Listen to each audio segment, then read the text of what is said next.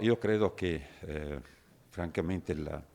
abbia avuto indubbiamente un ruolo importante nell'ambito della scultura del Novecento. Parla Bruno Murer che stamattina a Palazzo Piloni con i fratelli Ornella e Franco non senza commozione ha ricordato il padre Augusto, lo scultore che ha interpretato da protagonista nel Veneto e in Italia le istanze di rinnovamento del secondo dopoguerra, lasciando nel patrimonio pubblico e privato il segno di una forza creativa in sintonia con la crescita della comunità. Il 21 maggio ricorre il centenario della nascita a Falcade di Augusto Murer e l'occasione speciale sarà celebrata con un lungo elenco di iniziative coordinate dall'amico scultore Elio Armano, che ha radunato partner importanti, Regione, Provincia, Comuni di Belluno e Falcade, Fondazione Teatri, Museo Fulcis, ABM e Longarone Fiere. Sono stati i familiari che mi hanno chiesto di occuparmene.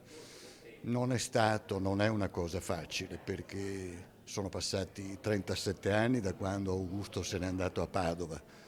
e in 37 anni si dimenticano tante cose. L'evento più atteso è senza dubbio la mostra ospitata dal prossimo 30 giugno al Museo Fulcis di Belluno con il patrimonio messo a disposizione della famiglia di Murer, ma già dalla metà del prossimo mese il suo laboratorio a Molino di Falcade, a Rinato Museo, aprirà i battenti al pubblico e poi le tappe a Canale d'Agordo, Longarone, Vittorio Veneto, Vicenza, Pieve di Soligo e Venezia con un appuntamento oltreoceano a Caxias do Sul nello stato del Rio Grande per ricordare lo scultore le cui opere sono conservate anche all'Ermitage di San Pietroburgo. Era una persona che